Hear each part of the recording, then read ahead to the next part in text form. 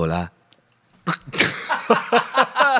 That just came to me. Hi, this is Jen Grant, and you're listening. Hi, this is Graham Kay. Hi, and you were listening. This is Adam Fox, and you're listening This to is Dylan Mandelson, and you're listening to the... This is Brian Hatt, and you are listening to the Julian. Hi, this is the word man of Alcatraz. Señores, signori. Hey, everybody, this is Little Darren Frost. Okay, ladies and gentlemen. Mi nombre es Fabio Mantoan y están escuchando a Julian Dion. This is Dave Sidhu, and you're listening to the Julian Dion Comedy Codcast. Podcast hour. Showcase. You are listening to the Julian Dion Comedy Hour podcast. Hola. This episode of the Julian Dion Comedy Hour, that's episode 12. 12!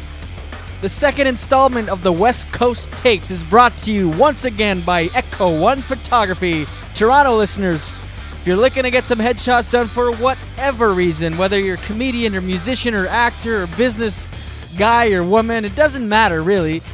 Just go to Echo One Photography and get those done. They'll get you some damn good shots. Also, if you own a business and you're looking to get some product photography for e-commerce or advertising purposes, look no further. Echo One Photography does it all. They can come to you with remote shoots, whatever. Figure it out.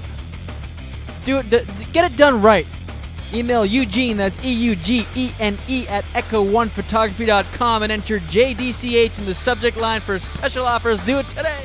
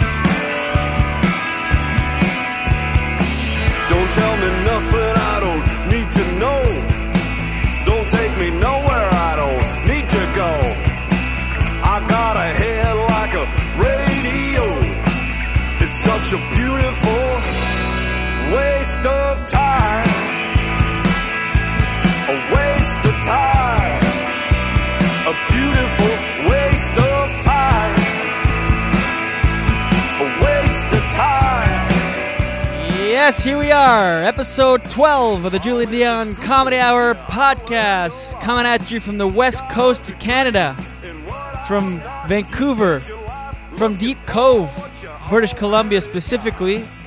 This is the second installment of the West Coast Tapes. I'm on the road, so I'm interviewing some friends out here. My guest today, Jason Lamb, an awesome comic originally from Victoria. He lived in Vancouver and did some comedy for a bit. Now he's back in Victoria. He's a DJ at a morning radio station there, The Zone. And we had a great chat. You're going to enjoy that a lot. I respect Jason. He's a very funny comic, great writer. And we'll get into that in a little bit. I'm coming at you right now from not Lemon Press Studios. Oh, by the way, hi. How you doing? You good? I'm glad.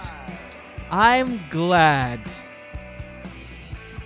actually specifically recording this in a little office vestibule, a little cabin sort of built into the side of a mountain in Deep Cove behind my sister's house. It's her sort of like studio. It's an art studio that was converted into an office, and it's, what time is it? 1:51 a.m. Pacific.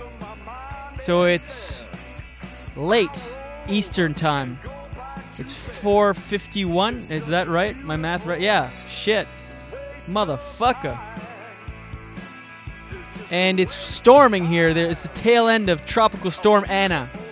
Spelled A-N-A, which is the Portuguese way of spelling Ana. And I know a few Anas A-N-A, and they're usually aggressive. So this tropical storm is properly named Ana.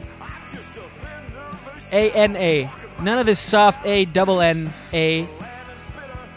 That wouldn't be a very strong storm. I don't know what I'm saying anymore. But it's a tropical storm. It's dark in this little cabin of sorts. It's pouring rain outside.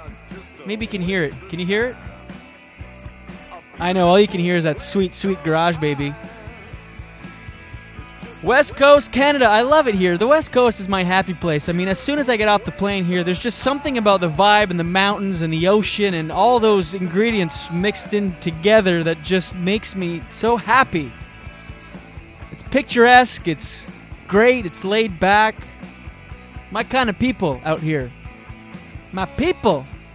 Had a great weekend in Victoria at Heckler's Comedy Club Friday and Saturday. Had awesome shows. I was there with Ron Vaudry, whom I also interviewed for the podcast. I had Sean Proudlove on Friday's episode, and banged out a few interviews. We've got some good stuff coming up for you. So 2 great shows. They just do it right there at Heckler's. Aaron, the owner, one of the owners, it's Aaron and Derek. Aaron's always around, and he's a fan of comedy, and he watches the show, and he pays attention, and they treat the comics great, the whole staff. It's just one of those great gigs. And I talked to Aaron. I actually interviewed him. His episode will be coming up soon. But it's funny because their experience, they only know hecklers. They haven't traveled or gone to other comedy clubs, so they don't know how well they're doing things. But they seem to pay attention to all the minor details that make a difference in a comedy club. And it's a great, great gig. So if you are in Victoria and you're listening to this, even if you've never been, go support that club. It's a great, great thing happening in your city. So we had 2 great shows, packed house all the time. I've been to that club about a half dozen times, and it's always full and electric. The people are there. They're ready to watch comedy. It's always fun. And Jason, my guest today, is the house MC there. He hosts at least every Friday for sure, and every once in a while he'll do both days, Fridays and Saturdays. So he's always coming at you with fresh material, and it's always really good. Anyway, we'll get into that a little bit. So I had 2 shows, one Friday, one Saturday, and then I made my way back to Vancouver. I did the same thing with the ferry that I did with my flight, where I decided I'd take the first ferry out of the island, Vancouver Island, back to Vancouver, that was 7 a.m.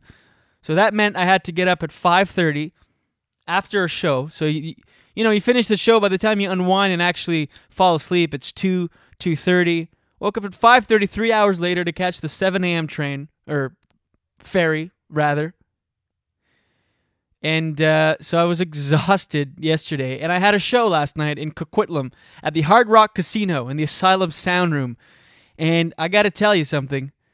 I bombed.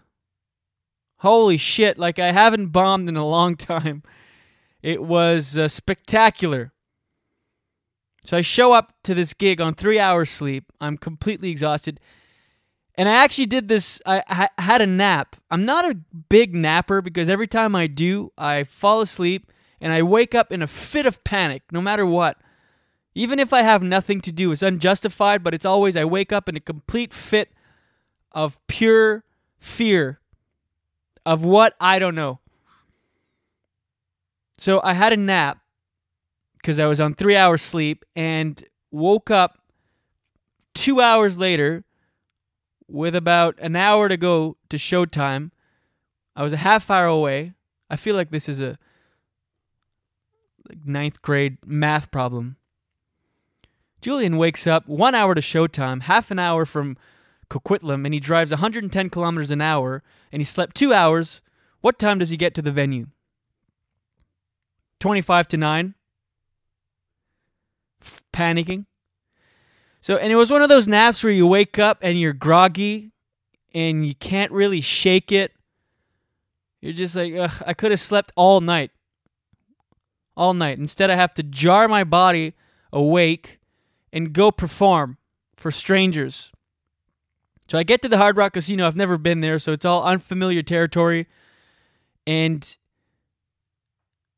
I walk in, and the Asylum Sound Room is basically a room in the middle of the casino, but there aren't any walls. It's just a giant room, and it's like a circular space, and there's a giant theater curtain going all around the space. So you can hear very well when you're in the room. You can hear the VLTs and the action happening in the casinos and the screens and everything. So you walk into the room, and it's buzzing, and it's loud, and there's like 200 people in there, at least 200 to 300, and it's a big cavernous room, tall ceilings, which For comedy, the best case scenario is a small room, packed tight, low ceilings, good acoustics, and that just all those little ingredients make for one hell of an environment. And once you start taking away those, adding a high room, cavernous ceiling in a big room, it just makes it a little bit more difficult. Not the issue, but anyway.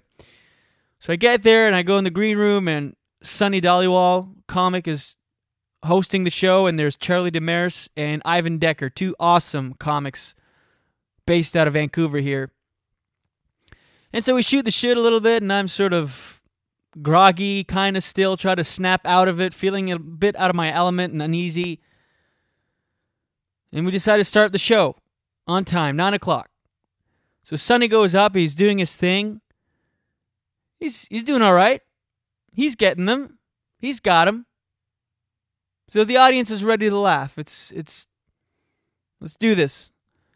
So he does about 15 minutes off the top, and he brings me up, introduces me, nice intro. I get up there, it's a great big stage. I get up, and I'm in my head. It's one of those things, when you bomb, you can almost sense it happening before it's happening. You kind of fuck yourself up in a way, mentally. If you're in a certain headspace, sometimes it's just inevitable you're going to bomb. And I tell you, it hasn't happened in a long time, and I wish I could say I'm past that, but I don't think you're never really past bombing. It can happen at any time. So I go up, and I hadn't looked at my notes at all weekend.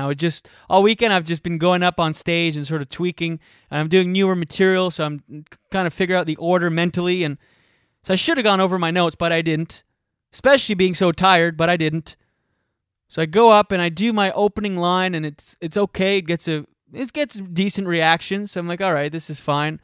Do the second one, it gets a reaction, and then I get into a bit. I do this dumb line where I go, I'm paraphrasing, but it's something along the lines of, I torture myself when it comes to substances, like I'll smell bottles of booze and basically do the opposite of what you're supposed to do when you're trying to quit things. I enjoy getting contact high, so I'll get my friends to blow weed in my face. I encourage them to smoke around me. I'm like, yeah, exhale in this direction, yeah. Yeah, send that this way. Shit, yeah. Blow it over here. I'll suck your dick if you blow it in my face. A blow for a blow. It's not gay if you rhyme it. That's what the nice man that got me contact high last night said to me. Something like that. And the room kind of just all froze. They sort of took that way too literally and kind of believed me. So I had about 250 people collectively judging me severely, and it was just like this massive room of people just looking at me like, bro, dude, what? Just smoke a joint. What's wrong with you? Why would you suck a guy's dick to get a little taste of weed? Just smoke a joint. That's the sense I got from everyone. So I'm like, I think I even commented on it, like, you guys took that way too literally. So that's another thing that wasn't helping me. I like called them out with hostility. Anyway, and then I started like tripping up on words. I'm sort of, words aren't coming out that well. I'm like mumbling. I'm going too fast a little bit, and then I'm dropping tags and skipping over middle parts of jokes just so I can get to the punchline, just to get some sort of reaction, because I'm feeling like the room is turning a little bit. Sean Proudlove on Friday's episode talked about how you can taste bombing, you can smell it in the air. There's a shift that happens, and about minute 1.5 or 2 on Sunday night, I started tasting the air. It just gets thick in there. You can feel the energy shift. It's sort of like you feel collectively 250 people be on your side and then turn. It's like they all decide, like, no, you know what? Let's not. We gave them a chance. We don't like this guy anymore. So I'm up there, and then I know it's happening at this point. I get the sinking feeling. I'm like, fuck. All right. This is a bomb. It's happening. It's happening. So now I'm flipping the order in my set that I had visualized in my head. I'm putting bits that I think will get a reaction beforehand, but it's just messing up the flow of the whole set, so those aren't getting laughs. I throw my closer, which is usually, for you non-comedians listening, it's usually your biggest pop, your biggest laugh. You usually save it towards the end. I throw that right in the middle at like minute 3. Nothing. It just fizzles and dies. So then I have to mentally try to think of another closer. And I can just see the look on people's faces in the front row, their arms crossed, and they're just looking at me like, ugh. What are you doing? What are you doing up there, man? And I'm looking back at them like, fuck! I'm trying, I'm doing it. Yeah, but you're not, though, really. You're not doing it. I'm really trying. Please, like me. No, we're not going to like you. We're not going to like you as a group. Deal with it. You're a grown man. But I can't. Well, just plow through. And I plowed through. I'm just plowing through. And I kind of felt like I'm feeling right now alone and wet. Because the beads of sweat start pouring down your back. All of a sudden, your tongue feels thick. Your mouth is dry. You've got 250 to 300 strangers that are disapproving of what you're doing up there. You're putting it all out there, and they're going, nope. Nuh-uh. So I was just slotted to do a short set, like 10 minutes, but I must have done like 12 or 13 because I was just... I'm gonna get you, motherfuckers. I'm gonna... Jeez, I swear to fuck... Never got them. And once in a while, I'd look over to the comics for some reassurance, for some comfort, and they're just looking at me like, dude, fuck. And I'm like, oh, I've got nothing. Towards the end, I'm like, this will do it. I grab an old joke, throw it down, smattering of laughs. And I mean smattering, like 14 people out of the 250 laughed. I heard them. I'm like, that's it. Thank you very much, everybody. Got a couple, you know. And that was that. I got off stage. And that's the thing is, the longer you do it, it doesn't affect you the way it used to, bombing. If I was a couple years in and that would have happened to me, I would have been mortified and would have thought, what am I doing with my life? But the longer you do it, you realize it really doesn't matter. So if you're a newer comic and you're listening to this, or you're really any sort of creative person, just know that you're going to fail once in a while. And it really doesn't matter in the big picture. It's not a big deal. Learn from it and move on. It really doesn't matter. You tend to think, well, yeah, but there's 250, 300 maybe people there that don't like me. It really doesn't matter. It's a drop in the bucket. Move on.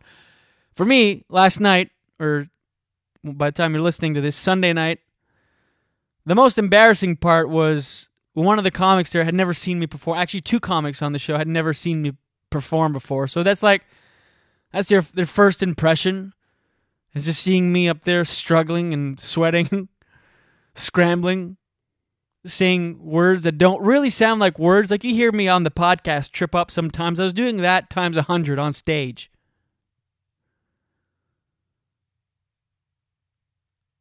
It was rough. Got through it, came home. I left pretty much immediately after because I was so tired. I was going to leave regardless whether it went well or not. And so I watched... Oh, and this is the best part. You know it's you, but you kind of cling a little bit to the hope that it may be the audience. So you stick around to watch the next guy go up. Hoping he doesn't do that well, and Charlie Damaris went up and just crushed it. Killing. First 5 minutes, I'm like, fuck, all right. It was me, not the crowd. I gotta go. So that was that. Let's get to my... Actually, before I get to my guest, let's do this. A quick message to my mom. A quick one. Don't worry about it. Don't skip. Just bear with me. Quick message to my mom. Message to my mom. Message to my mom. Hi, Mom. This is episode 12, and you haven't listened yet, and I appreciate it. Even though you probably don't know any of this is happening, but I just want to let you know that I love you very much, and if for any reason you've turned on the computer and started listening with the latest episode to see what I was up to, well, please let me ask you to stop. Please turn it off, Mom. I love you. You won't like what we talk about. It's just not for you, and respect my wishes. I love you so much. You're the best mom ever, but please turn off the podcast. Message to my mom. Message to my mom. All right, that's that. Before I get to my guest, I've received a few emails from people asking about regular segments that we usually have on the show. Segments such as Baby Jeffrey, Flash News Flash, Mariah or Yoko, even the email segment. The thing is, I'm on the road right now, so we're keeping it light on the segments. It's the bare bones West Coast tapes with monologues and interviews, and that's pretty much it for now. I'm limited with my traveling studio, but towards the end of the week, I'll be back home at Lemon Press Studios, and by Friday's episode, we'll be bringing you more segments and content. But in the meantime, enjoy, and let's get to my guest. I had a chat with Jason Lamb, who's a great guy. He's an awesome comic, very talented writer. He's also a morning DJ on The Zone in Victoria, and I always enjoy working with Jason. Every time I'm in Victoria, his EMC, and he's one of those guys, one of those writers that people quote his lines. He's just got some classic writing skills, this guy. I like him a lot. Anyway, enjoy our chat. We had a great conversation, so enjoy my chat with Jason Lamb. You and me belong, just like the flowers, laughing all day long. People, I need you loose. Sing a little song, then take a shower. Julian Dion Comedy Hour.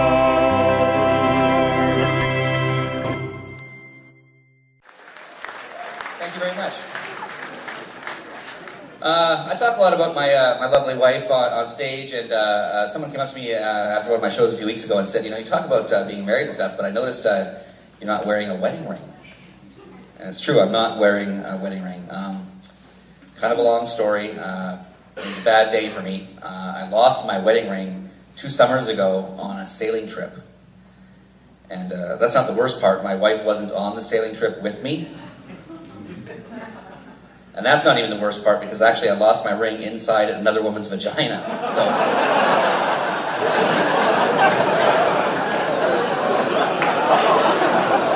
it's just a joke, honey.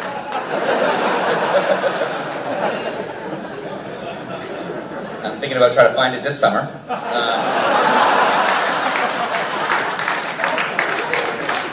No, that's a joke, of course. But I've actually next month will be 8 years I've been married. 8 years. Thank you. Thank you very much. Yeah, my wife and I eloped actually 8 years ago in Vancouver. We got married by a justice of the peace person, and then we just drove down to California for 2 weeks. We just took off. We're not going to tell anybody until we get back. Just took off and had this nice romantic camping holiday for 2 weeks down in California. It was awesome. And before we left, my wife bought this this travel guide called The Best Places to Kiss. Oh. And I was looking through it, and nowhere did it mention the underside of my balls. Okay, and that, once again, is my guest who sits in front of me in my hotel room. It's very intimate. It is. I love it. Yes. I like it. Smell the bed sheets. He rolled around in the bed sheets as soon as he got in. It was weird. He took off all of his clothes, Wow. which you have to do, really. If you're going to roll around in sheets, you have to do it naked. Yeah, you don't want to have another fabric between you and the sheets. That's just pointless. That's like rolling around in your clothes, basically. Exactly. This guy's been in the business for the better part of 15 years. He's a great comic. In my opinion, one of the most underappreciated and underrated comics in the country, and we'll get to maybe why that is. Okay, wow. He's born and raised in Victoria. He's done the Blue Bridge Comedy Festival here on Vancouver Island. He's toured with Yuck Yucks. He's done the Vancouver Comedy Festival. He's opened for the likes of Norm Macdonald and Bob Saget. And he's here for us today. Jason Lamb. In the flesh. How you doing, brother? I'm doing really well. How you doing, man? Good. Thanks for doing this. Thank you for having me. This is really cool. You like the setup? I do. Like I told you when I got here, I'm really impressed with how professional this is. Like you've got the wind socks on the microphones and like the really shiny, swanky looking mixing board. This is great. I went all out, and this cord is brand new, as the listeners know that I said, and it's going back. I'm returning that cord because I bought a full mixer I have in the board over there just to get that cord because I forgot it. So you've recorded yourself admitting that you're going to take this back to the store. Yeah, actually, when I bought it, I'm like. So what's the return policy on this? As I'm paying, he's like 30 days, no questions. I'm like, and can I return it at any location, anywhere in Canada? I'm like, do I need a receipt? He's like, nope. I'm like, okay, all bases covered. Yeah. Can I return this on Tuesday to any location in Canada? Not that I'm going to. And I feel right now a little bit like we're in a like a CIA, not CIA movie, but you know where they set up in a hotel room next to like where something's going down next door, like we're listening in. Absolutely, there's like a handoff, a drug exchange happening next door. We're listening. Where the FBI is the word I was looking for. Right. Yeah, it's a little surveillance on the drug transaction, or like one of those episodes of Cops where it's they're like the Johns and the prostitutes, right? Right. They're listening. Okay, time to go in. Go in. Let's go bust Ron Vaudry next door. He probably actually does have a prostitute in his room right now, so that might work out well. So let's get into it. You're a comic of 15 years. You're a little bit under the radar. Yeah. You're maybe in a way not like semi-retired from stand-up because you used to be full deep. Yeah, I can explain all that if you want. Yeah, let's get into it. So you started 15 years ago in Vancouver? In Vancouver, right. You can lean in if you want to. I'm sorry, I might need to get a bit more on there.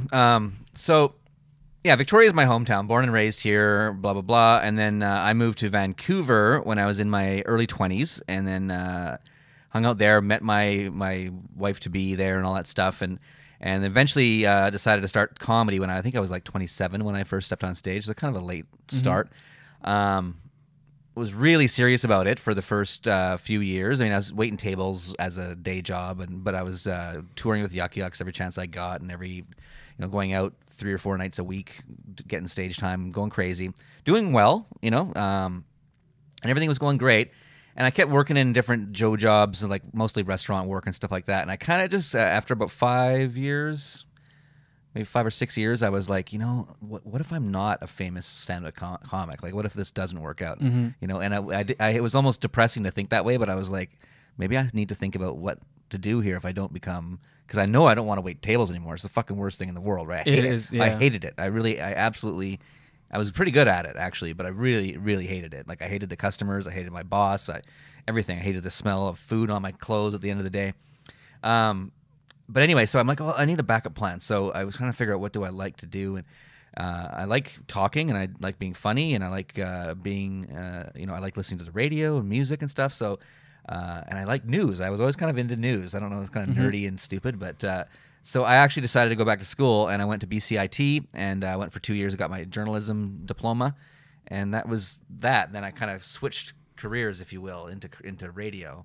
Still keeping a foot in the stand-up game. Still keeping a foot in the stand-up game. While I was in school, I did very little or almost no stand-up for about 2 years. So there was a real big break there where I almost had to relearn stuff afterwards. But then I got my first radio job, news job in Kelowna, and moved there with my wife and did that. And then actually, that's actually where I really started to do stand-up again. I was... do you know Garrett Clark? So I was introduced to Garrett Clark and Rob Balsden, these two guys in Kelowna. Yep. And basically the three of us kind of created a comedy scene in Kelowna, and it was really kind of neat. So that's kind of the story. So yeah, you're right. I am semi-retired in the sense of like I certainly don't think about stand-up full-time or do it full-time. I've got a radio gig here, which I can get into if you want to talk about that too. I'm really blabby now, but there you go. That's the point. This is all about you. I guess it's about me. So, yeah. I'll keep going. You want me to keep going? Keep going. I don't know how funny. This isn't very funny though. That's Don't worry about being okay. funny. Okay. If humor will come from.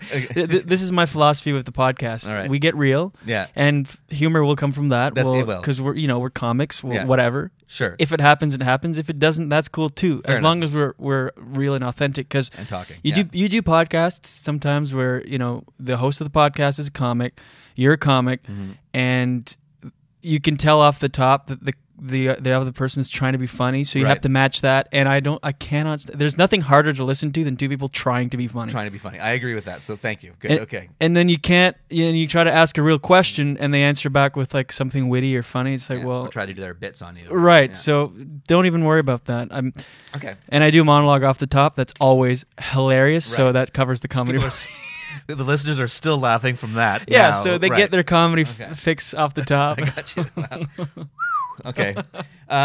So yeah, I'm in Kelowna and I'm being a news guy on the radio, and I'm reinvigorating my comedy scene career, if you want to call it that or whatever. But doing like serious news on the radio, and it was all right. But really fucking hated Kelowna. Really not a fan of Kelowna. Full of just white people, and it's boring and it's gray and it's slushy and gross. And so I'm like, we want to get out of here. It's funny you say you hated Kelowna, because most people that just go through Kelowna or visit are like, this is amazing here. Oh yeah, because it's picturesque. Oh, the scenery and stuff is amazing. It's gorgeous, but try living there. It's the worst. Yeah. And there's a big sort of drug scene there. I find like every small town BC, there's like a heavy drug influence that sort of. I'll put it this way: my wife and I lived in we rented a little house right near downtown Kelowna. The crack scene, like the crack addicts in Kelowna, are fucking unbelievable. Our house got broken into. All my wife's camera equipment got stolen, like thousands of dollars worth of stuff. My video camera, bunch of shit. My car we lived in Kelowna for a total of 2 years. That's all. During that time, the house got broken into. My car got broken into twice. Got sideswiped once. Had a rock thrown through the window for some reason another time. We witnessed a horrible car accident where 2 people were like in critical condition in the hospital because they were drunk driving down the street. There's idiots in that fucking town, like just idiot, drunken, drug addict, fucking losers. There goes the listenership in Kelowna. Let me just quickly back up for a minute, because the truth is, we did make some friends too. There were nice people in Kelowna, and it is beautiful in the summertime. But it was just like there's this underlying weird thing going on where the Hells Angels have a giant clubhouse there and stuff like that. Right. So there's this weird criminal vibe going on there all the time.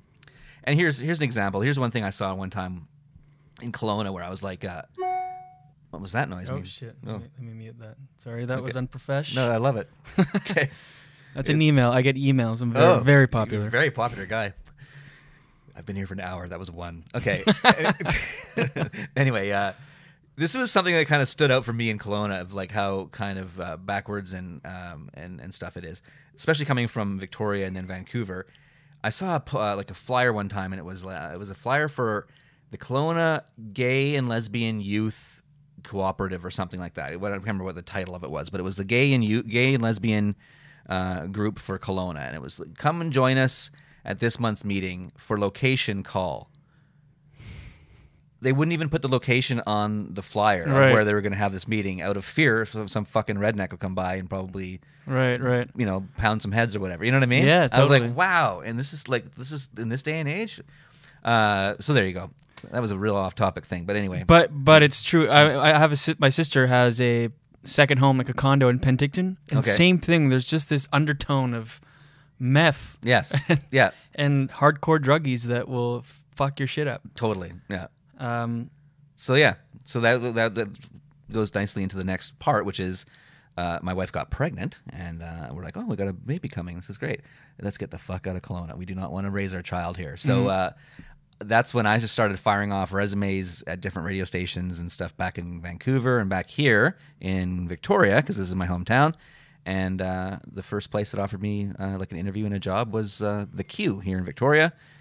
And I started there and then ended up at the Zone, which is another station like across the hallway from the Q. And now I'm on the morning show, and I do news, but I'm also the wacky, hilarious, very hilarious sidekick guy to Dylan, who's the main host. So like I said, now I'm kind of doing comedy for a living now, in a sense, Do you know what I mean? Yeah, it's not yeah. stand up. Oh no, it's a derivative for sure Yeah. of comedy. Yeah. And then you're probably am I like talking too much and you want to ask questions and I'm not letting you I'll ask cut questions? in if I need to ask a question. Don't worry about it. So this is so now we're around 2008 2009 around there and so once we got settled here in Victoria, I'm like, okay, well now I need to find out where I can get on stage and do some comedy in Victoria, and that's when I. And had you been away from stand up at that point, or are you still sort not of really? doing I mean, I had been doing it in Kelowna, so it was I had been pretty much still doing it. And then I just came and visited the guys Derek and Aaron who run Hecklers, and asked them if they wanted somebody to MC their shows because I had heard they didn't really have an MC at that point. They had like just the opener headliner deal, and they said, "We'll give you a try or whatever." And I've been headlining there for almost 6 years now. That's great. Yeah, isn't that crazy? And you do every Friday, right? Every Friday. For a long time, I did both Friday and Saturday, but then it was like, nah, I need my weekend. Oh, yeah. So that's kind of my deal. Like you said, semi-retired. I do stand up. I do it every week, but it's MCing. And but this is the thing with your MCing. You're so fucking good. You're such a good joke writer. Oh. People quote your jokes still. Like I told you, we quote your non-alcoholic beer joke all the time. Yeah. To this day, something along the lines of a non-alcoholic beer is a lot like a vibrator without batteries. That's right. Fills you up without the buzz. That's the joke. Huzzah! That's a pretty good one, right? That's a good one. I've had that joke for a long time. And there's another classic Lamb one, which is great, and I've heard done by other people since then. Oh. Which is actually I know a guy in New Brunswick that does it, but I think it's just parallel thought. I don't have the heart to tell him Prince that. Harry joke. Yeah. Okay. Tell us that one a little bit. Well, that joke is just Prince Harry over there in England there is admitted to smoking pot, which is amazing that a royal is smoking pot. But imagine how weird it is for him buying a bag of drugs and then paying for it with a bunch of little pictures of your grandma. Right. Yeah. Yeah. The comic in New Brunswick does the joke. It's like because I think he was caught at a strip club or something like that, right? And that's sort of the same idea. Oh, stuffing the money in the thing. That's very funny. Pictures of your grandmother. Asshole. But you're such a good writer, and you're so good at it for the little amount that you do. Because, as we know, key in comedy is to just inundate yourself with it. And is that the right word? Inundate yourself. Well, yeah, I think so. Yeah. And I'm French. I get confused. No. And for some reason on this podcast, I don't know words. Right. I'm just. Is that right? Yeah, I fuck shit up all the time. Okay. No, you're doing great. And so. Email him. Yeah. Email pod@jdcomedyhour.com. Subject line, help with words. Help with words. And yeah, you're such a good writer. And because you do pretty new stuff week after week here at Hecklers, because you have to. Yeah. And every time I see you, I love it. Oh, Last night you had a great joke about this was one of my favorites you did last night. It was about there's a woman at your park or something or in your neighborhood that has a little girl named Isis. Yeah. Well, it's a girl in my son's class. In your son's class, and her name is Isis. Yeah. And it's like because it's 6 years ago, it was like that the most trendy name you could think of. Right. Isis, and then your punchline. I'm butchering it, but your punchline is like.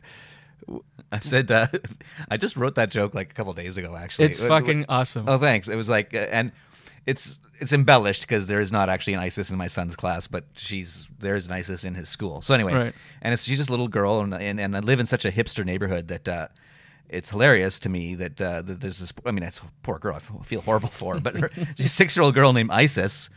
And you know that 6 years ago, it was like the greatest perfect hipster name, the Egyptian goddess name. Oh, we'll call her Isis, and aren't we clever, It's like, but now it's like horrible. It's like, hey, Isis, come meet the twins, Ebola and Coney 2012. Yeah, when you said Coney 2012, oh my God, that was so good. Thanks. Yeah, thank you. Okay, so let's go. So again, and you have this writing style where people quote you all the time. And you probably don't even know this. I don't even really. Well, I hear that sometimes. Like people tell me, "Oh, I love that joke of yours." Like comics that come through town.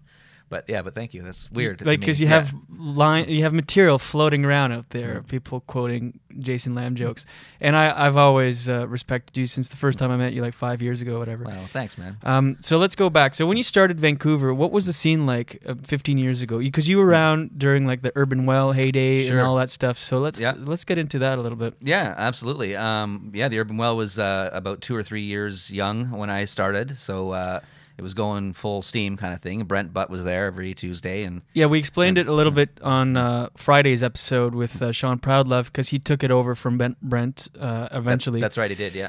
And but for those who didn't listen on Friday, it was an open mic night.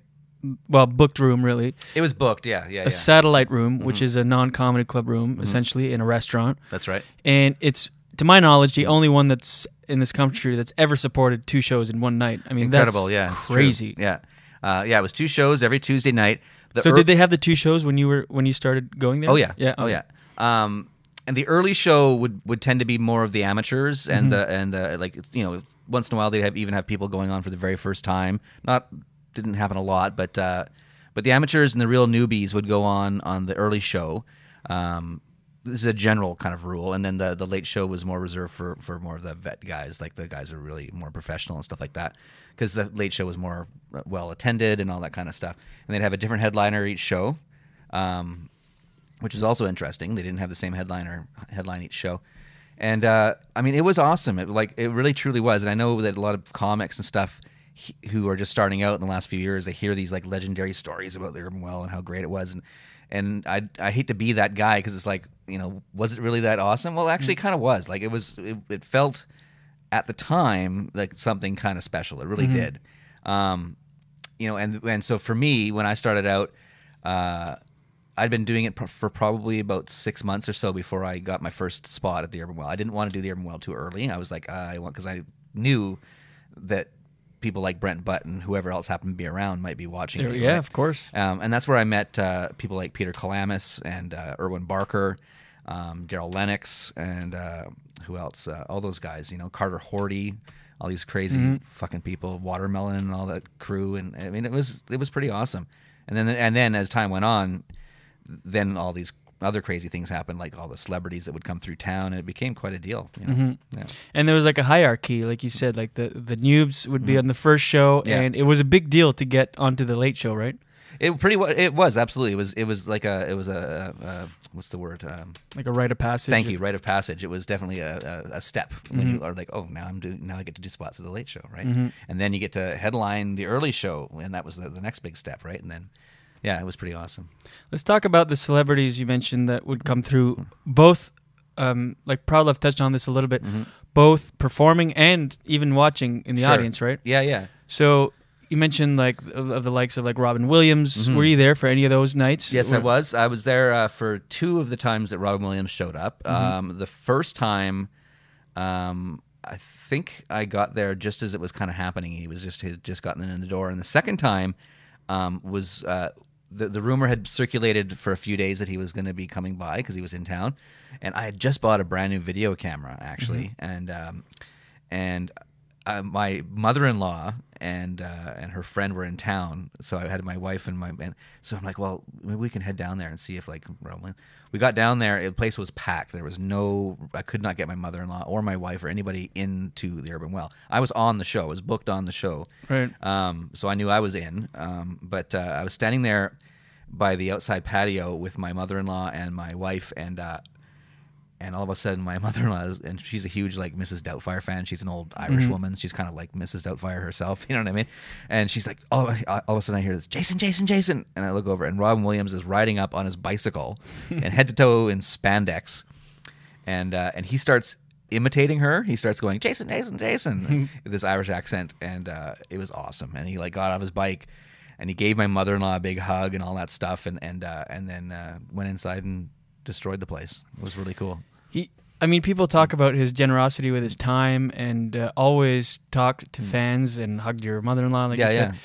And is that actually? I think this just came to me. You posted something on Facebook. You recorded holding the camera above your head. Well, right? this is the thing. So, like, I had just bought this video camera, brought it with me that night, and I can't remember if they had said please don't videotape or whatever. I mean, this is before everybody had a cell phone, right? So people, or they were the flippy kind. They certainly didn't have video cameras on them anyway. So I can't remember if they said don't videotape or if I just assumed it was a bad idea. But I stood at the very back of the room and held my video camera up above my head, and I caught almost his whole set. And I've posted it on YouTube and shit because I thought it was pretty special. I didn't post. I forgot about it completely until after he died. Right. And then I was like, I wonder if I still have that. So I went through my closet, and I have this shoebox full of old mini DV tapes. I don't have my camera anymore because it got stolen in Kelowna, by the way. But I have the tape still. That's a real callback. That's a callback. Real, yeah. That's right. That cuts deep. That's a callback that cuts deep. And I found the fucking thing with the Rob Williams set, so I took it to some crazy little place that transfers stuff for $20, and they did it. So yeah, cool. So if someone wants to find that on YouTube, actually I'll post it on my Facebook page. Go to facebook.com/JD Comedy Hour. I'll put that link up. Sure. It was posted through the radio station that I work at. Okay, cool. Because Bud, who's our video guy at the radio station, he edited it down for me and put titles on it and stuff. So it's if you look up, I think if you just type in Rob Williams, Jason Lamb on YouTube, or just do what you just said on your thing. So yeah. All right. Cool. And so here's the thing I want to ask is like. When you get into comedy, you eat, breathe, and sleep it, and you have to, essentially, to get to another level. Yeah. And it's all-consuming, and it's your life, and you put everything you have into it. So when you make the transition, or the decision, at least in your mind, that you're going to branch out and, quote, switch careers, like you said. Right. All the while keeping a foot in the comedy game, does that fuck with you in any way? Like, oh shit, like this. I don't know if like comedy for you. What relationship did you have? Was it like a dream? Were you like pursuing a real passion and dream? Yeah, for sure. That's a very good question, by the way. Thank you. Yeah, I mean, for me, I was a fan of comedy all my life, and I was actually a weird kid who was obsessed with things. Like, and one of the first things I was ever like obsessed with was Steve Martin. Like when I got introduced to Steve Martin, I was maybe 8 or 9 years old.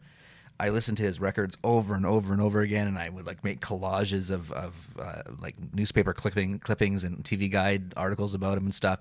And I just became this huge fan of comedy. And then from Steve Martin, I went to Monty Python, and then just everything else I could consume. I mean, I just got into everything, and I always knew I wanted to be part of it somehow or do something. And never being specifically a stand-up comedian was never exactly like that. It wasn't a focal.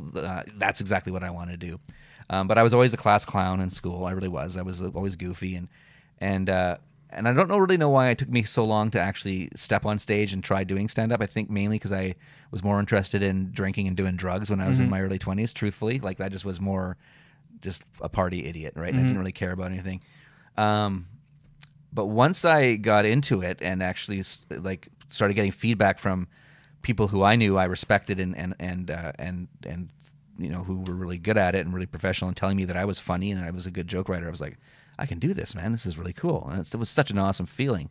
So to answer your question then, like, so after a number of years doing that, and then making the conscious decision to like, and it wasn't switching careers, because comedy wasn't never really a true career for me. It was, you know what I mean? I always had to pay my bills by other means, you know what I mean? But to kind of almost admit that I have to give up the dream to a certain extent and do something else was a little bit depressing, and still is to this day. Like, I still go, what if I had just given it all my, everything I had, and just dove in 100% in comedy life. Do you know what I mean? And this is like going to be an Oprah moment, but in all honesty, when I was doing like the road trips with the Yuck Yucks and stuff like that, I learned that I can't live that lifestyle in a healthy way. I drink way too much. I do too many drugs. I don't eat well.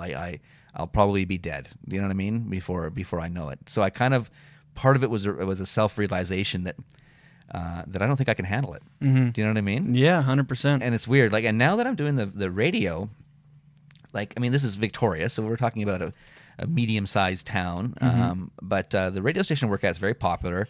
And I'm kind of like a little bit of a celebrity here in town. Like, people go, "Oh, you're Jason Lamb from the Zone." I'm like, "Yes, I am." And so I have this taste of like fame in a way, like, on a very small scale. Don't get me wrong. I'm not trying, like, this don't sound like an egotistical thing, but and I love it. It's great, but I'm also like, this is actually kind of comfortable for me. I'm okay with that. Mm-hmm. Do you know what I mean? Of course. I don't think I necessarily need more than this. Like, would I? Do I want to be rich? Yes, that would be great. But the big brass ring, being the next Louis C.K. or whatever. I'm now only recently in the last little like maybe a year or so. I'm kind of like, I'm okay with not pursuing that. You know what I mean? I think where I am here is fine. If it get bigger than this, great. Mm-hmm. But if I don't, I'm okay with that. Right. Well, I guess then that took you a while, because if you say you just came to terms with that the last year or two, Yeah. I mean, so you sort of struggle with that a little bit on the inside, like thinking what if all the time, For right? a long, long time. Yeah. And it- still have pangs of it. Like I still have wonder, like, but now I've got a kid, right? I got a 6-year-old boy. Right. I've got a wife, and I'm like, I can't go on the road with Yuck Yucks and spend 2 months Right. in hotels and playing clubs and stuff like that. And I can't spend every waking moment writing and every waking moment, polishing Mm-hmm. everything. And that's all right. Yeah. That's okay. Does that answer the question? 100%. Yeah. Because I think that's what. Because a lot of people think of switching or changing careers because it's so fucking hard to because of the road life, like you said, and the substance abuse, but Yeah. that's what will keep some people in, is they just can't even like process the thought of quitting and watching from the outside sort of thing, even though you still have a foot in it and you're so fucking good at it. Well, thank you. And it's weird, and almost in a lot of ways. Sorry to interrupt you. no, go ahead. When you say things like you're such a great writer and you're so good at it, it's like I really appreciate it, but it almost bugs me when you say that, because I'm like, oh fuck, maybe I should be. Oh, yeah, you know what I mean? right. What am I doing? But you know what? Like, when you say things like, oh, there's other comics in the country that quote you and all that, like that makes me so happy. You know what I mean? That alone is good. Yeah. Kudos. Yeah. Let's talk. You touched a little bit on substance abuse, drugs, alcohol. Sure. Was that your thing for a part of your life? Well, yeah, kind of. I mean, I was never, Robert Downey Jr. level or anything like that. But I'm a guy that, I like my cold beer, and if I'm having 2 or 3 or 4, then I'm probably having 14. Do you know what I mean? Yeah. And I know that about myself now, and I have it fairly under control. But drugs were never really an issue as far as like hard stuff. I was never into like coke or anything like that. But smoked a fair bit of weed in my life, and back when I was like really young, like late teens, early 20s, I was Mr. Mushroom Man, like doing Right. and acid and shit like that. But I mean, I don't regret that though. And this is all pre-comedy. That was pre-comedy. And then when you're on the road with booze, just booze, yeah, and then weed or whatever was Booze around. and weed, yeah. It's because it's so easy to. I mean, in this industry, it's filled with like basically alcoholics, because it's true. It's such an easy way to support that Lifestyle. I mean, Well, you just go around. You're often paid with free booze, Yeah. and you're on the road. You finish your show.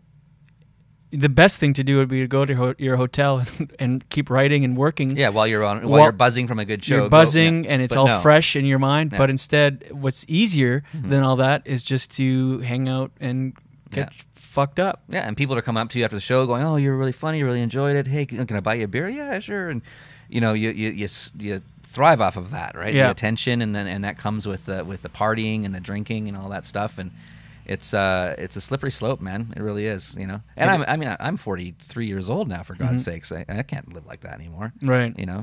But I don't know what to say. Yeah, I mean, but I wasn't a guy that drank every night or anything like that. It was just like, especially on those road trips, it was like those would take a big chunk out of me. Like, fuck, man, because I'm away from my family, right? I'm away from my wife, and not that it was like being naughty or anything, but there's just nothing else to do. You're lonely, you're bored, you're you know what I mean? 100%. You got money in your pocket because you just got your paycheck for the last week of the club that you did, and yeah.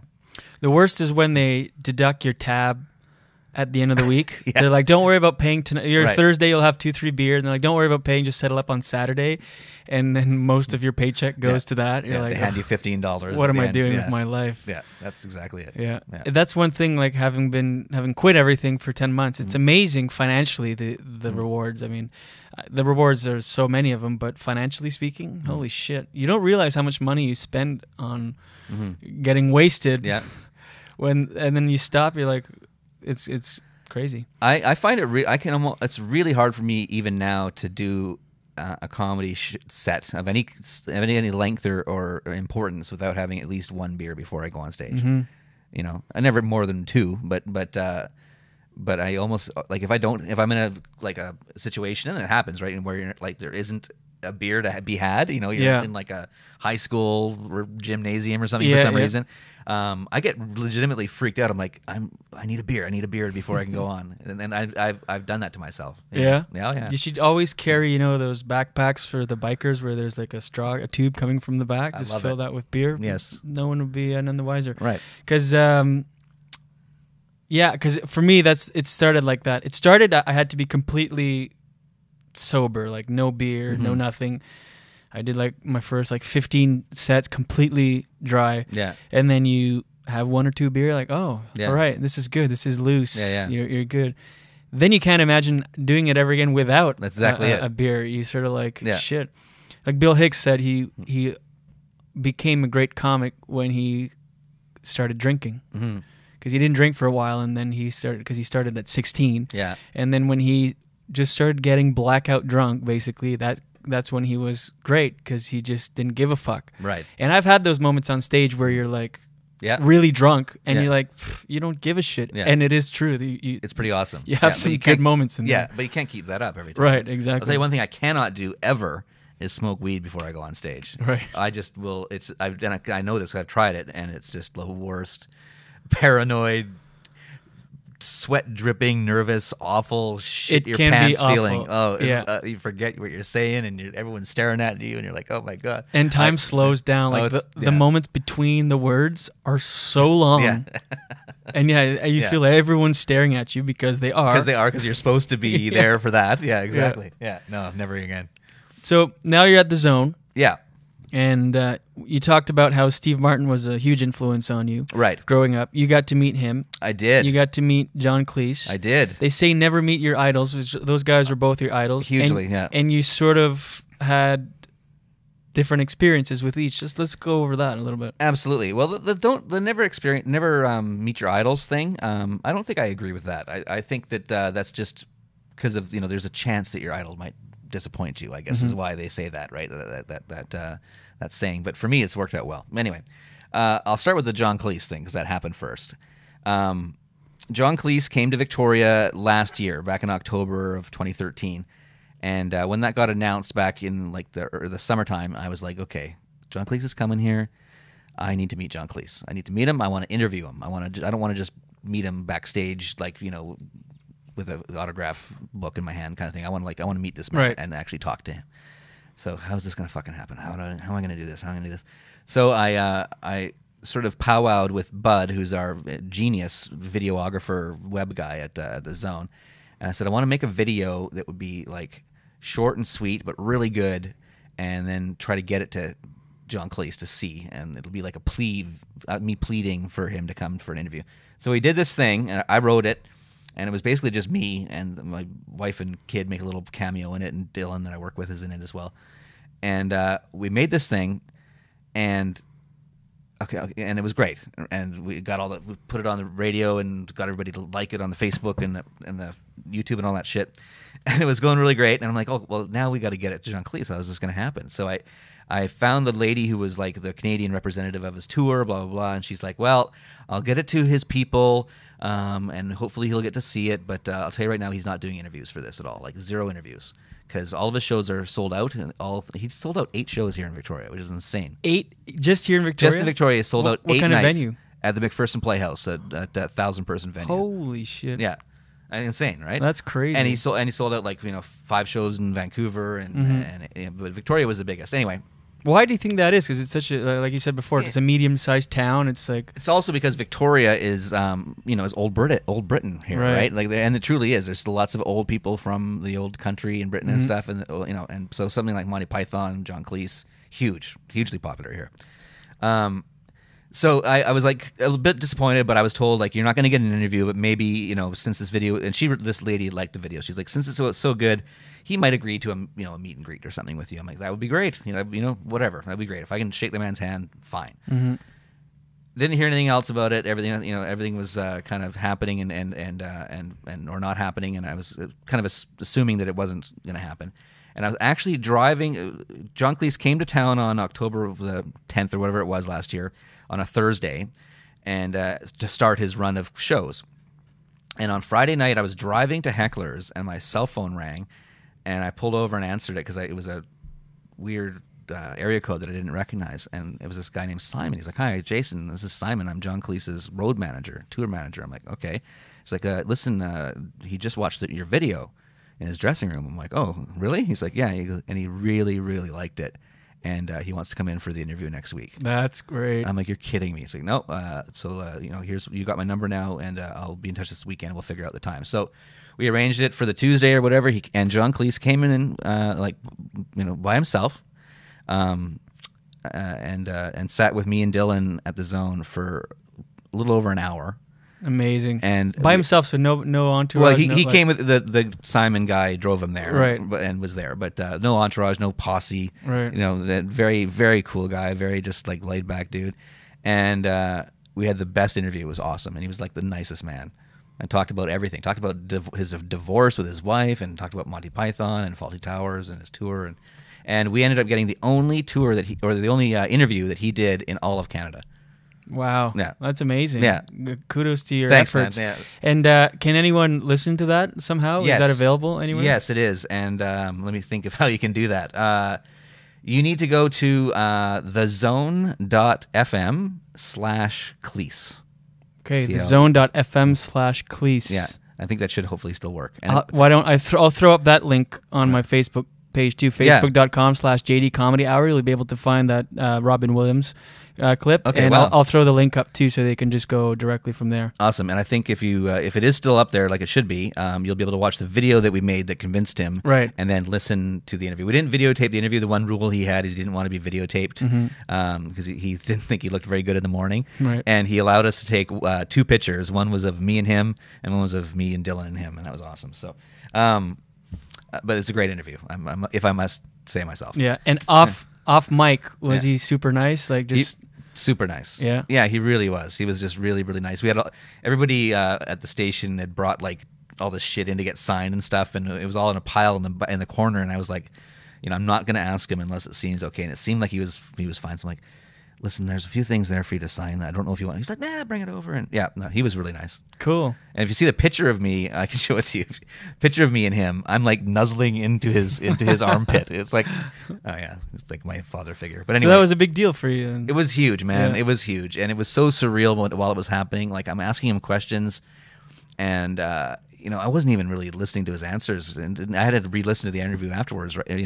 Because I ask him something and he's talking to me and looking at me. I'm like, that's fucking John Cleese sitting there talking to me right now. Yeah. This is insane. Yeah. Anyway, it was totally like do you want to talk about dreams coming true? That was like huge for me. That's amazing. Yeah. Cool. Yeah. Let's talk about the Steve Martin one now. So now the Steve Martin one. So now you see here, Steve Martin's coming to town. Do you have the same approach? You're like, I'm gonna make shoot another video and get him here. And that's sort of do the kind same of how thing. it happened. Yeah. So also this is like it's mind blowing that the chances of John Cleese and Steve Martin both coming to my hometown within 6 months of each other, the two people that I'll hold the highest in regard. Right. I have to give it a shot. Right. So I hear Steve Martin's coming down. He's not doing a comedy show because he doesn't really do that anymore. He's doing his banjo thing, right? So he's got him and his Steep Canyon Rangers banjo group and Edie Brickell, and they're going to do a show. Okay, fuck, I gotta meet Steve Martin now. Well, let's do the video thing again, right? Why not? We'll give this another try. So we'd made another video, but this time the video was like a little bit on the epic side, I must say. It's ridiculous. It's me in a white suit, and I'm walking around talking to the camera, and I've got Dylan there talking to me, and it's like much more production involved. There's a cast of people, and there's props, and there's special effects and stuff, but it's also pretty good, I must say. So we get that video done, and then we just did the same thing. I just started trying to shop it around, different people that might know Steve Martin or whatever. I actually sent it to a guy from the Nitty Gritty Dirt Band who I knew was friends with Steve, and he got back to me. He was like, "Oh, I forwarded it to him, and hopefully, good luck to you, Jason." And I'm like, "Okay." And then again, it got to his manager down in Los Angeles, and she said, "Okay, he's agreed to do an interview." but he won't come into the radio station. You'll have to do it at the theater. This is at the Royal Theater. It's a little bit bigger than the McPherson Theater. And like it'll probably be during the sound check time. Like, sounds great. Awesome. And so I said, okay, well, I would like it to be, myself and Dylan, the other morning show guy, because he's kind of the main host, right? And Bud, if Bud could come to record it, but ideally videotape it if possible, but if not, audio record it, and that would be awesome. And I didn't really hear much from her after that until it was like getting really, really close. And I was like, I'm getting nervous now because she's not really getting back to me with more details. Like I need to know the time. I need to. And finally, like 2 days before he's here, she's like, she called me. She said, "Okay, here's how it's gonna go. You're gonna meet Mr. Martin at the backstage doors. His tour manager, Bill. I can't remember the guy's name. Bill will greet you and bring you backstage, and you will have 5 minutes with Mr. Martin." Like, no, 5 minutes. 5 minutes, really? Like that's unheard of. Like right. for anybody, 5 minutes. Yeah. Okay. And she goes, and you need to keep the questions related to his current banjo tour. Don't ask him anything about comedy or his movies or anything else. What the fuck? I'm like, okay. And then she said, and I said, okay, so can I bring Dylan and Bud with me? Nope, you have to be by yourself. I'm like, oh, you're fucking kidding me. Okay, so I'm like freaking out now, right? Because did I say it was a couple of days? I'm sorry. This was actually the day of the thing, right? The so day of. This is like at noon, and she's like, be there at 3 o'clock. So I've got 3 hours now to figure out how to ask him 5 minutes worth of questions about his banjo tour, and go by my. So I'm really nervous because I'm by myself too. And I got there, and I also asked if I could videotape it. She said absolutely not. You can audio tape it. You can bring a little recorder or whatever, and that's it. So I'm like, fuck. So I go down there. I meet this guy. And he was late. He was running late, so it was about an hour later. Finally, I get backstage, and the guy's like, "What do you need to do to set up here?" And I'm like, "Well, I just have this little recorder." And he's like, "Okay, well, we'll find a room for you." I'm like, "Well, how about the dressing room? Like, that'd be the best thing." "Oh, no, you're not going in the dressing room. God forbid, right?" And so we go. Is this a long-winded story? It is, isn't it? Please keep going. No, not at all. He puts me in this like storage area where there's like scaffolding and fucking hard hats hanging off the wall and shit, and there's a couple stools. I'm like, okay, I guess this is where you're putting me. Okay. At this point, are you nervous? Are I'm you like shitting myself. Right. I can actually feel sweat dripping down like my face, and because like that seems to me like they're setting it up in a way to make me feel nervous. Yeah. That's you know what? That's exactly what it was. It was like they're making this as nerve-wracking as possible by giving me information and then changing things and then doing all this stuff, right? So I sit on this stool and I put my little tape recorder on this other stool and I set up a stool for Steve Martin, and this tour manager says, "Okay, I'll go get him." So he gets Steve Martin, and Steve Martin walks in the door, and I'm like, holy shit, there's Steve Martin. Fucking oh my God. And I shake his hand, and then he goes, "Don't you need to set up a camera or anything like that? Aren't you videotaping this?" No way. And I said, "No." And he goes, "Oh, I thought this was for TV." And he looks quite angry, right? And I'm like, oh man, I've just pissed off Steve Martin, and this is the worst, right? And I'm like, well, no, Mr. Martin, this is, I was told I could only do audio. Oh. And so he sits down. I'm like, I think he put on fucking makeup and stuff thinking he was going to be on TV, right. And I'm like, oh, this is it. I've blown it now. Because I also heard rumors that he can be a bit of a dick sometimes, right? And that's what I'd heard. But anyway, he ended up being super nice, right? Mm-hmm. And I'm like, okay, I'm going to try to stretch this 5 minutes to whatever I can. And so I had done something very smart. I know he's a big art collector. He loves collecting art. He's got a multi-million-dollar art collection. He's also a fan of Emily Carr and of Lauren Harris, another group of 7 artists.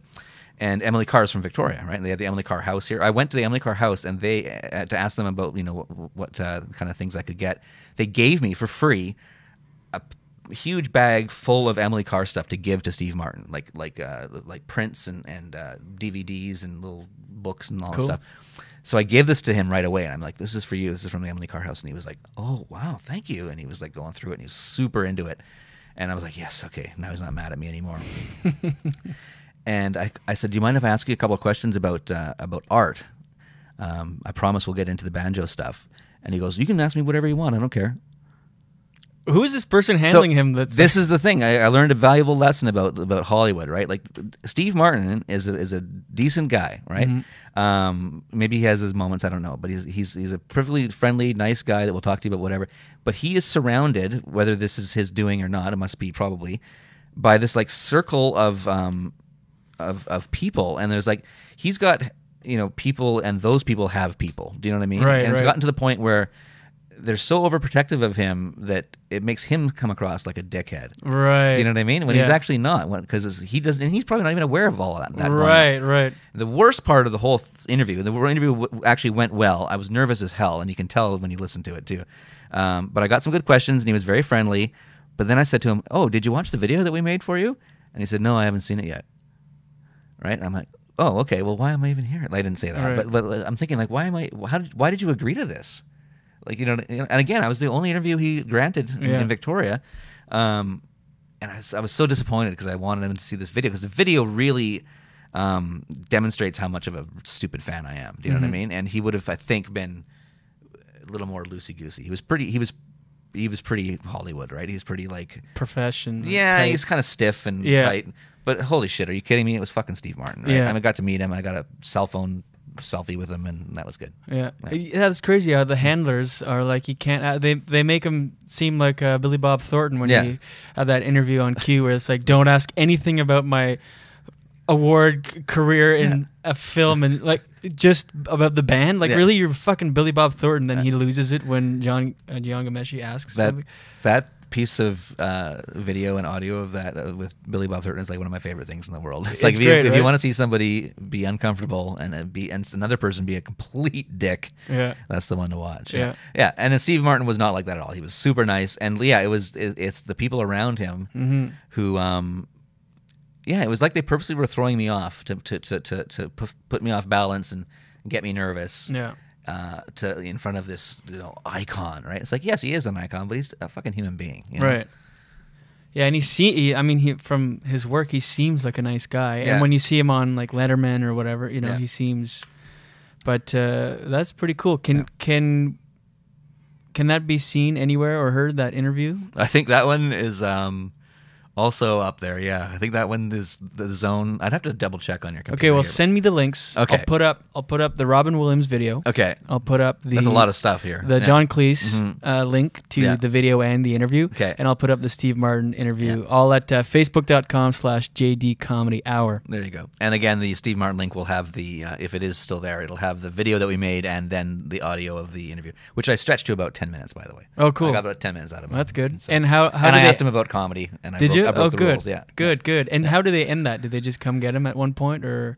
Well, yeah. What happened is about halfway through, the tour manager came back into the room and stood over in the corner. And then when we were coming up on going past our time, he started like tapping his wrist, right, for time. And then I just kind of ended it. Yeah, it's not my best work. Trust me, I was way more nervous with him than I was with John Cleese. Well, yeah. I mean, with John Cleese, you're in your environment. He comes to you, exactly, and you're a little nervous because it's John Cleese, but it's a familiar environment. In this, I can't. I mean, I'm nervous listening to it. Like you're in a holding pattern, like in this weird room, and it's like it's like you're meeting the president or something. It's like he'll be here. And That's exactly just waiting for this. Totally, it's just building up in your mind the prestige and stigma. Yeah, John Cleese was totally like disarming. As soon as he walked in the door, it was just like hello, and it was like okay, I don't have to be nervous. You're awesome. Right. And Steve Martin was nice too, but it was like the whole lead up to it was just like, this is going to be a nightmare.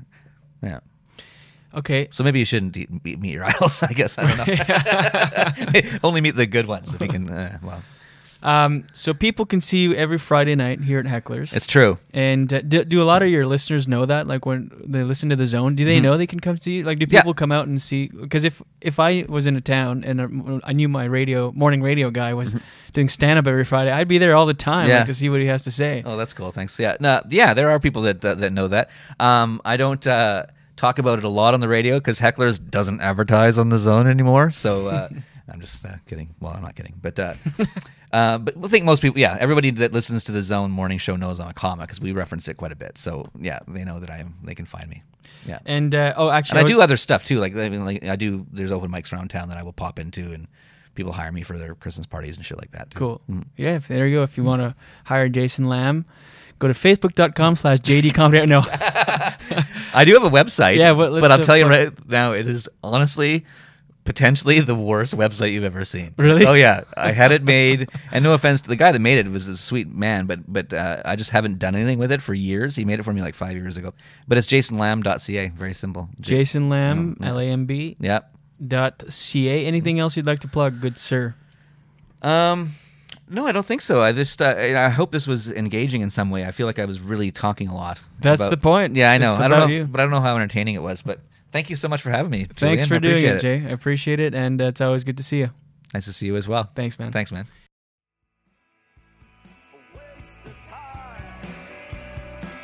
There you have it, folks. Episode 12 is in the books. That's the second installment of the West Coast tapes. Thanks to my guest, Jason Lamb. Be sure to go to facebook.com/JD Comedy Hour. I will throw up the Steve Martin, John Cleese interviews, as well as the Robin Williams video. Robin Williams performing at the Urban Well here in Vancouver. Thanks to my producer, Adam Fox. Miles Lacroix, my sound engineer. Vancouver people, I will be performing at the Comedy Mix downtown tomorrow, Wednesday, October 29th. Come check that out. And email the show, pod at jdcomedyhour.com. I'll read your emails on the air. Air? I record these things. They're not live. Follow on Twitter and Instagram at JD Comedy Hour. And thanks again, always you. I appreciate it. I appreciate the downloads and the feedbacks. All right, that's it. Watch your head.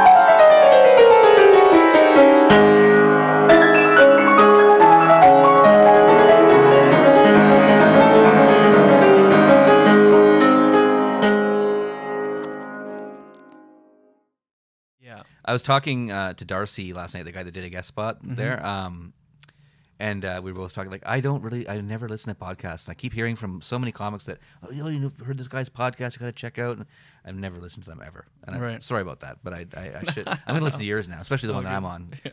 Anyway. But like Mark Maron, I did listen to a couple of Mark Maron's, the Robin Williams one, because Robin Williams died and all that stuff. But anyway, sorry. Did you re-listen to it like recently? I did. Yeah, it's good. Same here. Pretty amazing. Heard it when it first happened, like 4 years ago, and then yeah, that was a great fucking interview. Yes, it was. Yeah, really good. Really good. All right. So get comfy. You have to sort of eat the mic. Yeah, sure. And I assume there's no. I can swear if I need to. Whore cunt. Yeah. Okay. Anything goes. Wow, whore cunt. Okay, it's the best kind. All right. Okay. So, do you have any clips online of any stand-up? Or I do. I have.